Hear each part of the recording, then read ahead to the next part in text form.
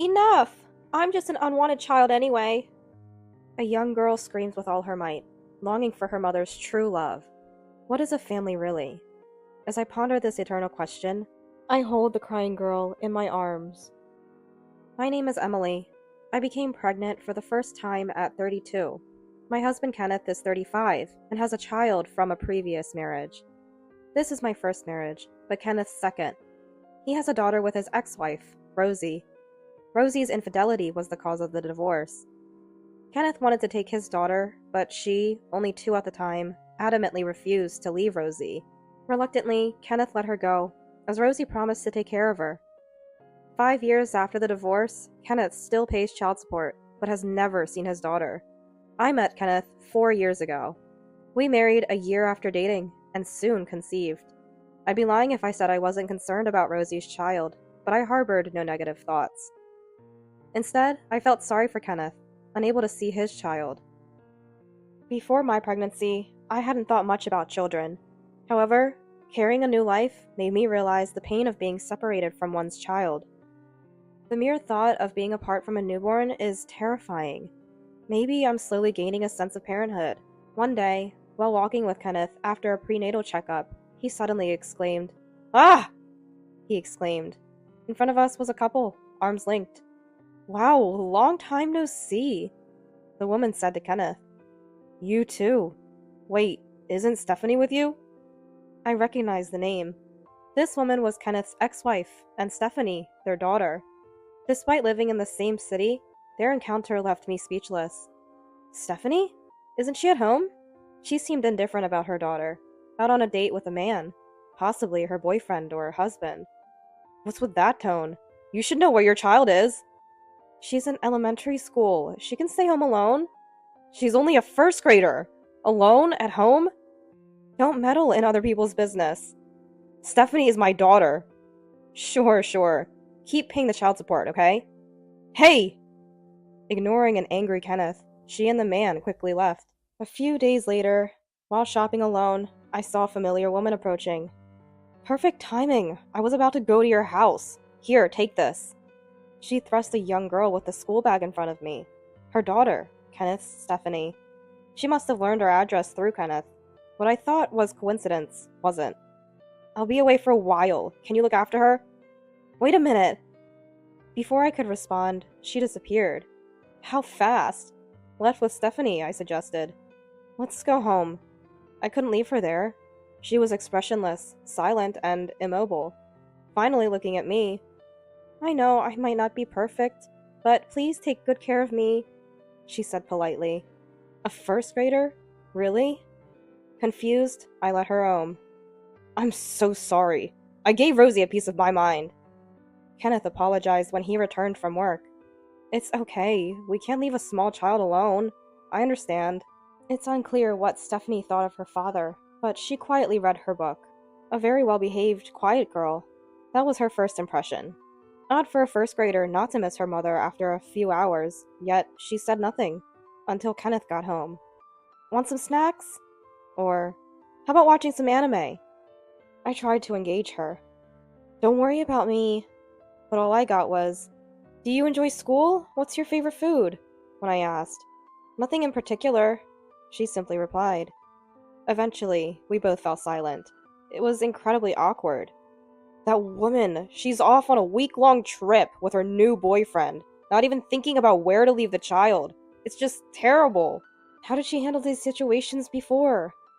Probably our recent accidental meeting made her think she found the perfect place to leave Stephanie. Her parents are long gone, Kenneth murmured softly, filling the air with a sense of helplessness. For a week, Stephanie remained a good girl. You might think that's good, right? No, I think it's not good at all. She's a child, right? Still a first grader. Isn't this the age to be a bit troublesome? In the end, she stayed good, and the week ended with an awkward silence. Then the day came for Kenneth's ex-wife to pick her up. On that Sunday morning, Stephanie seemed unusually restless. Mommy, is she coming? She's still a child, missing her mother. Just as I was thinking this. What? You said your wife was there, right? Listen, my wife is pregnant and can't manage everything. You know that, right? Think about Stephanie's feelings, waiting eagerly for you. Kenneth's angry voice echoed. Stephanie looked out the darkening window with sad eyes. Her mother didn't come to pick her up at the agreed time. When Kenneth called her, she must have said something came up. Kenneth was furious. No pickup time for Stephanie today. Keep your promises! It's cruel, isn't it? Hey! Hey! You're kidding me! She hung up. Kenneth stood stunned after being abruptly cut off. Stephanie, how do I explain this? As I reached to touch her shoulder, she slapped my hand away.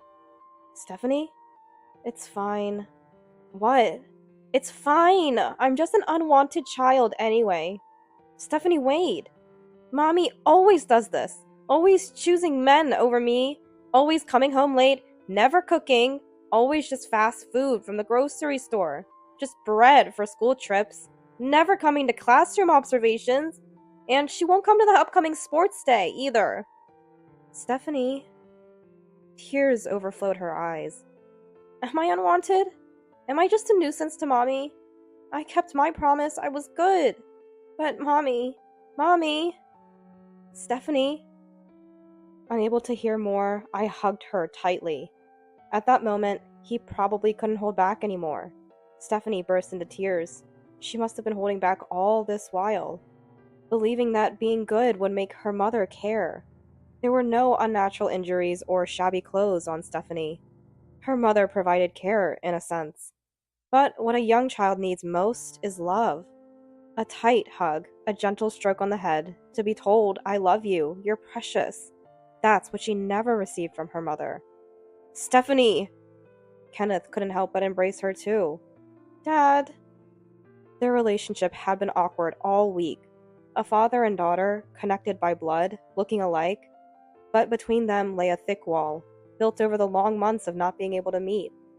However, the moment Kenneth hugged Stephanie, it felt like the wall between them crumbled. For a while, the three of us continued to embrace and cry. Eventually, her mother came to pick her up, but not until another week had passed. A month after Stephanie returned to her previous life with her mother. I want to take Stephanie back. Kenneth spoke to me with a serious expression. It's okay, I immediately replied. Are you sure about deciding so quickly? What are you talking about? I've thought a lot over this month. If you hadn't brought it up, I would have suggested it. Really? Yes. After all, Stephanie is your daughter. Your beloved daughter. And she's going to be the big sister to our baby. I rubbed my swollen belly. At that moment, as if agreeing, the baby inside kicked. Overwhelmed with happiness, I looked at Kenneth. She needs a family that loves her. Not just someone who lives with her and feeds her. She needs a real family. Emily, let's go get her. Our precious Stephanie. Thank you. Honestly, I still don't feel like Stephanie is my daughter, but she must feel the same. To her, that woman is her only mother, and she can't see me as a parent. That's okay. Better than leaving her with that woman. I can't bear to see her cry like that again. It doesn't have to be a mother-daughter relationship. Family doesn't have to be just that. That's what I want to believe. But we shouldn't force her. We need to talk to Stephanie first and understand her feelings. Yes, her feelings are what matter most. Thank you. It's something I can't do. Dad, you should do it. Of course. I'll also consult a lawyer to make sure we can get custody without any issues. Please do. And so, we began preparing to welcome Stephanie. But things moved unexpectedly fast. Starting with Stephanie's sudden appearance at our house. One day, returning from a baby checkup, I found someone sitting in front of our house. It was Stephanie. What happened? Mommy? She burst into tears. Her hands were incredibly cold. How long had she been sitting there? Seeing Kenneth rush home early after my call, she cried again. After she cried herself to sleep, Kenneth called Rosie. What? You don't want her anymore? What does that mean? Rosie's voice came through Kenneth's phone on speaker mode. So my current boyfriend doesn't like kids. I can't keep her here. Just don't let the man into the house. He wants to live together, but I can't just abandon Stephanie, right? I don't want to be accused of being cruel to my child. Leaving her outside our house is cruel enough. What can I do? I just delivered her to her father's house. She's yours, Stephanie. You raise her. Fine. I get it. I'll raise Stephanie with all my love. She'll never go back to you. Is that what you want? That's what I'm saying. Oh, and I can't pay child support. I have no income. I don't expect anything from you.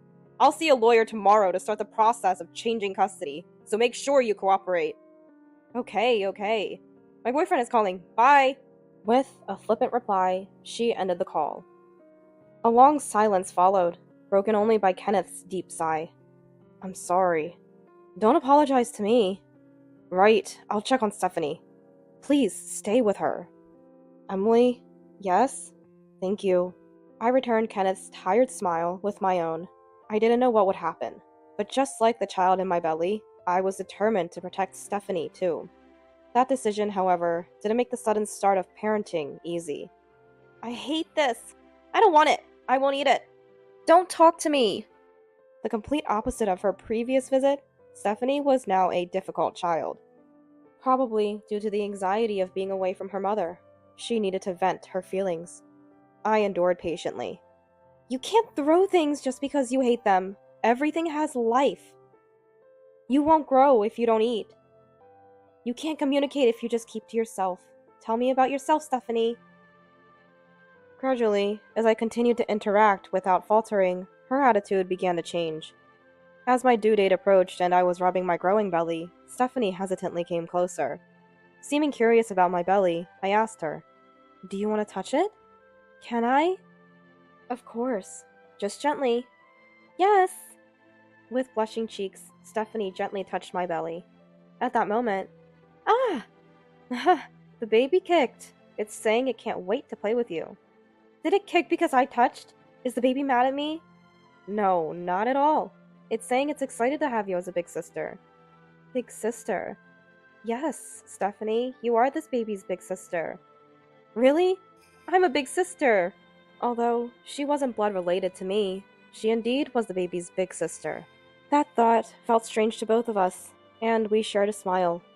It was the first time she truly smiled from her heart. Soon after, our son, Theo, was born. As a first-time mother, I was extremely cautious with the newborn. Kenneth, too, was gingerly holding the baby, his touch hesitant after so long. Stephanie was astonished by the presence of a baby, a brother, and the innocent face of the sleeping infant. Our strange relationship, no doubt, looked like a real family to anyone. Over 10 years have passed since we welcomed Stephanie into our family. Now, close to graduating high school, Stephanie has finally grown out of her rebellious phase. These days, it's Theo who's more troublesome. One day, Kenneth received a call from Rosie, his ex-wife, after more than a decade of estrangement. What could it be? I was worried. After the call, Kenneth summoned Stephanie and me to the living room. Rosie wants to see Stephanie. What? Why now? Apparently, Rosie is alone now. She must be lonely. Always so selfish. Kenneth spat out angrily, raw emotion in his voice. I felt the same. After all these years of ignoring Stephanie, not even trying to see her? But the decision to meet or not was Stephanie's.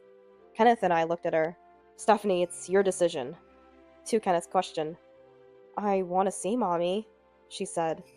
I see. But just to meet. I don't want to live with her. I momentarily thought she couldn't forget her biological mother, but her next words surprised me. My place is here, with Dad, Emily, and Theo.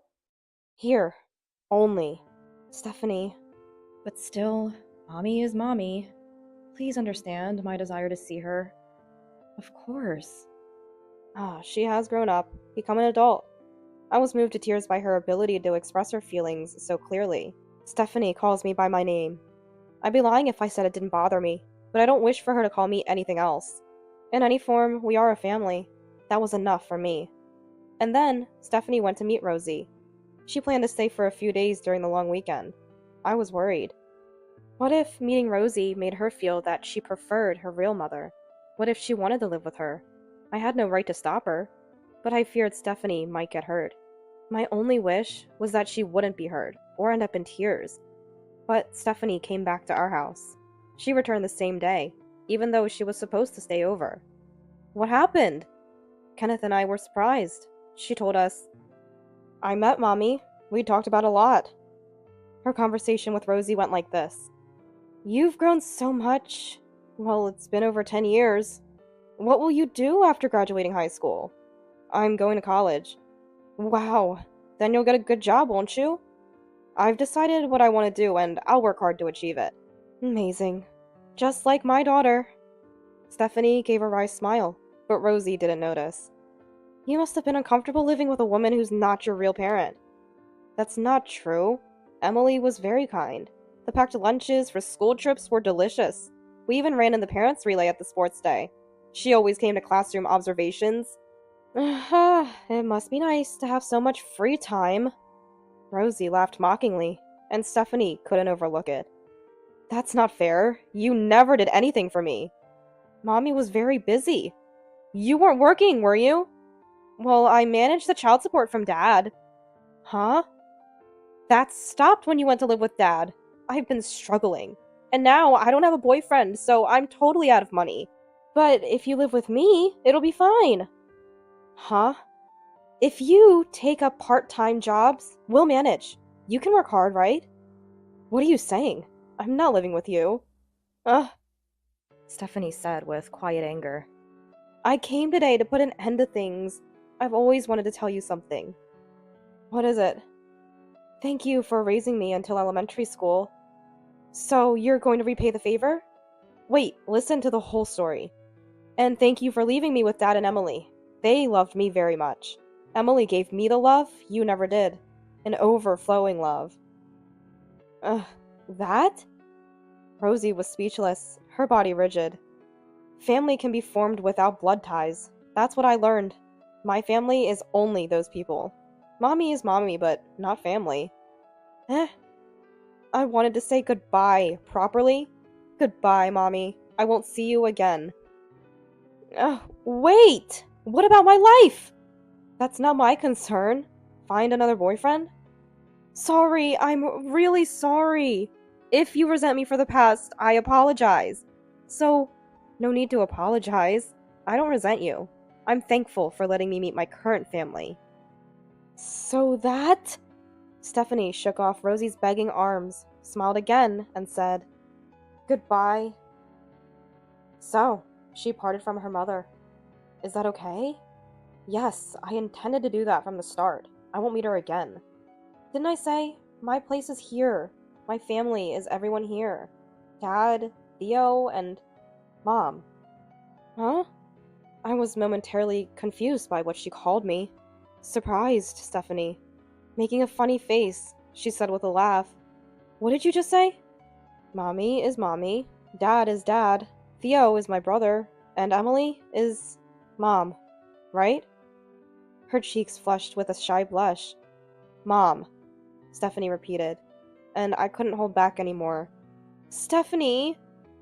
Wow! She looked puzzled as she embraced me, tears streaming down my face. Really, Mom always cries so easily, she said, laughing. After that, the whereabouts of that woman, who fell into debt, remained unknown. Our family's connection with her was completely severed. Hey, Stephanie, you forgot your lunch money? Oh no, I have a part-time job and we'll be home late today.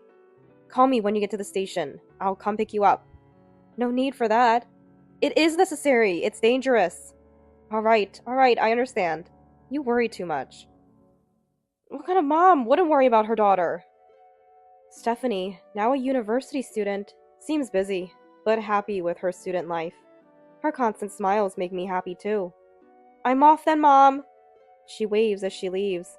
I too smile and wave back, wishing happiness for her family today as well.